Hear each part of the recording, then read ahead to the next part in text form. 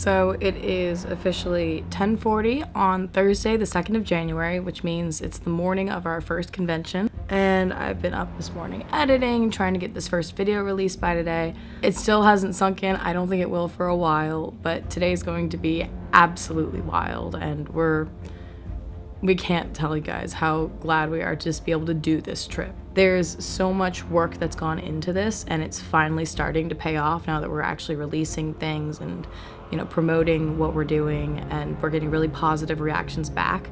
So yeah, it's kind of incredible. We'll film probably us getting ready. If not, then we'll just see y'all at the convention. There are already people dressed up in fursuits in this convention. Like, we've seen the pictures on Instagram. We know what we're getting into, and there's nothing we can do about it anymore. Fight or flight, I can't do anything about because I have to record it. So what we're learning about the city right now is that it's very loud, it's very in the way. Everyone likes to park just on the road for whatever reason. And we're scared out of our wits. We don't know what to do. We're freaking out a little bit. I'm more freaked out about seeing people in costumes. Yeah, I think that's going to be really weird, but we'll see what happens. So, what did we learn? This doesn't start for another 4 hours. What else did we learn? There's going to be people here without their heads on before that 4-hour time period's up. So we saw a furry in the lobby. It's really great. We've seen a couple of roamers around. Yep. And what we also learned is that this is just a normal hotel. Oh yeah, it's just like a They're just normal people here. Right, they're normal people. They're just going to see us, and there's nothing we can really do about it. Yeah, we don't even hide our faces, as you've so well pointed out. Yep. So I've got makeup on, and I'm going to be wearing a wig eventually, and there are people in suits going to see me. So, and then we're putting it on the internet, so it makes it even better. Yeah. So. It's the night of Thursday. Oh, thank you. Are you guys enjoying the con? Did you guys just get here? We just got here, we did just get here.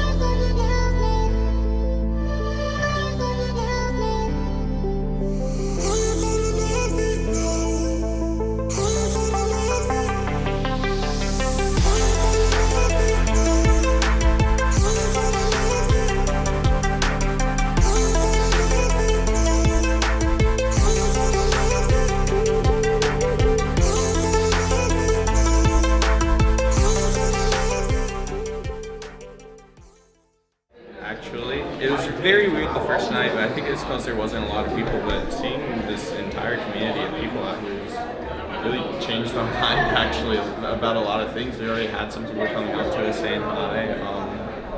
They're actually a very nice community, and the amount of talent in that room was actually crazy. There was so much beautiful art. I don't know, it's interesting. I'm at the point where I really want to create.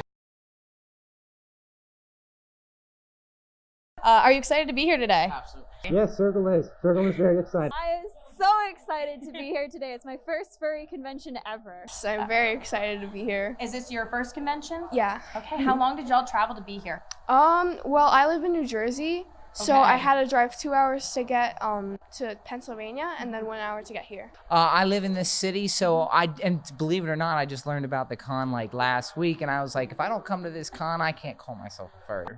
It took about 3 hours to get here. This is my ninth. Like 2, 3? Yeah, we don't live that far from here. Circle traveled 2 hours. Circle would travel across the world. Not even 10 minutes? We're like 5 miles away. We were excited. 2.5 hours. Usually I travel about an hour for most conventions because they're close by me. I go to a lot of anime conventions. I cosplay. I joined the fandom in 2015. Oh my gosh, 5 years already. I've been on and off for 18 years. I did create him. I did not make the suit. The suit was made by my maker, Sayu in Oklahoma. She's a sweetheart. I decided my persona, but I did have a maker which made my suit. Oh yes, Circle does want a full suit one day, but he also does have his sleeves, but unfortunately, I did get into a car accident and they're a little dirty. Yes, I have a dolphin as a fursona, so it's a little odd, but It's an animal, though. I call myself the only dolphin of Dolphin County. I do not. It's very hard to even draw dolphins, let alone create a fursuit for them. I only made the vest. The vest is what I made, and everything else is purchased, obviously. This is not easy to make, but it definitely, to your question, yeah, the fandom is amazing. It's great. I've been to a lot of them, and I keep going to them because it's a total escape. You know, escape from what I do for work and escape from what I do, you know, and all the responsibilities, the busyness. The freeness and the walking around and being so social with other people that they have something already in common with you. It's just so much fun. And just being here in general is my favorite. I have no shame in what I care about. If people care, I won't care back. Honestly, the most negative thing to ever happen to me, other than personal private stories, is myself. I left the fandom for about 7 years and loathed everything about furries. But I came back and look at me now. Do you have a lot of friends in the furry community? Are they some really good people that you like to interact with? All right. Being a furry is awesome. It is a fun time, and if you're not hurting anyone, do whatever you want. Yes, because I'm definitely a prouder furry and all that, yes. I'm here, I got cameras, everything that I can, yep. I tell everyone all the time. People pretty much know. Like, I get a lot of weird questions, but as soon as I clear up stuff, people are like, oh, you know, that's actually kind of neat. But like, I tell everyone I'm not afraid. I'm a very open person though, so, you know. Yeah, I'm kind of the same. I tried to hide it in the beginning, so I was like, oh, this is my secret interest that nobody can know about. And like 3 weeks in, I was like, but everyone has to hear about this fursuit. So then I started telling everybody, and now I'm just the furry in my group. Yeah, you're the first person. I already kind of knew though. Like, all of my friends were just like, that's the furry. And if we want to ask questions about furries, we ask. So we're more into the pony fandom. You know, My Little Pony, his cape is Cutie Mark Crusaders. There you go. So, you know, we like the ponies. I was the original ponies, you know, and then he came in and he's like, those aren't my ponies, you know, Gen 4's my ponies. Actually, when Sergal flipped his car, he had to talk to the police officer since I spilled out all over the place. I just explained to him we're mascots that like to hang around in the community and just enjoy stuff. Visit kids and she'll visit patients, and so that's something like that I would be totally interested in doing in the fursuit. She does it because like she's just passionate about people, and I think a lot of people in this community are passionate about people. So I know I felt kind of weird coming here and like not having the full suit, but so many people have been like, oh my goodness, I love like this aspect, I love this aspect, you know, and so I think that's really cool. I'm here with my son, actually. He's 15. It helped him out because you know, he was timid, shy, and he just broke out of his shell in another shell, but here at the convention. So he's running around with a bunch of friends, and we've collected a bunch of friends over all the cons we've been to. We got to show them that they're able to be expressive too. No generation has to hide that. It seemed like back in the day there was kind of like a stigma about it. I kind of kept it under the radar, but it seems like, you know, it's starting to be more of an accepting community. And I will just mention it in general conversation. I've talked to people about coming to this con. My parents have come to be more accepting as like they're more aware that it's like we also do donations. Everybody's coming here, you know, to share a common interest. And so that's why I do talk about it a lot more nowadays. Today I'm suiting, gonna get some pictures with some people. I might do the Bucket Brigade to help raise some charity for ALS. ALS is a terrible, terrible thing that's plagued a lot of people and has taken members of our fandom. I am glad we're going for ALS because somebody has to. It needs to be done. People come together and they share the same love for the same things, and then they all go home far away, and then they all get depressed because they don't get to see each other every day. Oh, wow. So it's worked for him. It's great for him. And like it's if he was in scouting, I'd be a scoutmaster. But yeah, that's awesome. You know, I do it for him too. Hey, I like it, obviously, but but I do it for him. And now a brief interlude. I will be doing a reading of the prelude Tristan by Sylvain St. Pierre. Recommended for 18+. Hey Miranda, hun. The gruff voice came from the cockpit. You're going to want to come up here. Miranda looked up from the adjustment she was making to the weapon's targeting array. What is it, Rand? The hack I did in spaceport security just paid off. Our target just arrived. She put the tool in its bag and climbed up the ladder. Rand looked over his shoulder at her, and with a smile, he pulled up a video of someone walking down a corridor. Are you sure? She stood behind his chair looking at the screen. The camera had been far from their target, so she couldn't make out any details, not even if the person on the screen was furry, as their target was. Certain, I fed the vid I got from his prison stays into my recognition program, and it used that to identify him. He pressed a button and multiple screams came up, matching his walking gait, his body structure, as well as multiple other indicators she couldn't read. Page 1. We are back at day 3, technically, I guess, unless you don't count Thursday. It's Saturday. Back at it again. Back at it again. What we learned today was that there are things that go wrong in conventions. It was supposed to be like a staff-led photography for furries 101.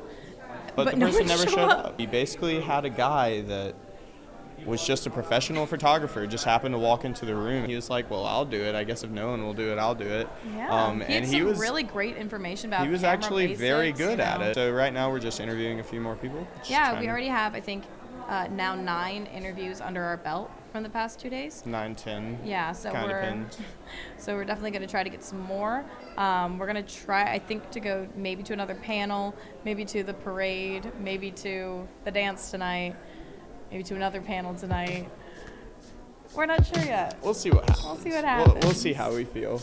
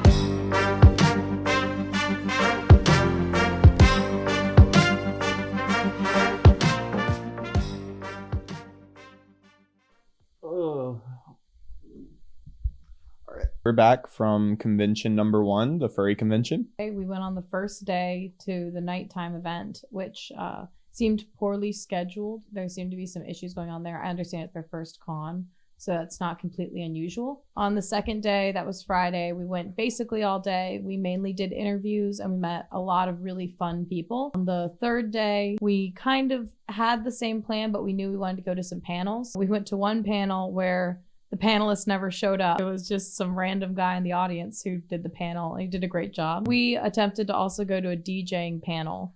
And once we kind of realized what it was, I think we left very quickly. We stayed for a parade of all the furries. And we got some really great shots of all the furries doing the parade. So we were going to go to this pup play panel. I got there.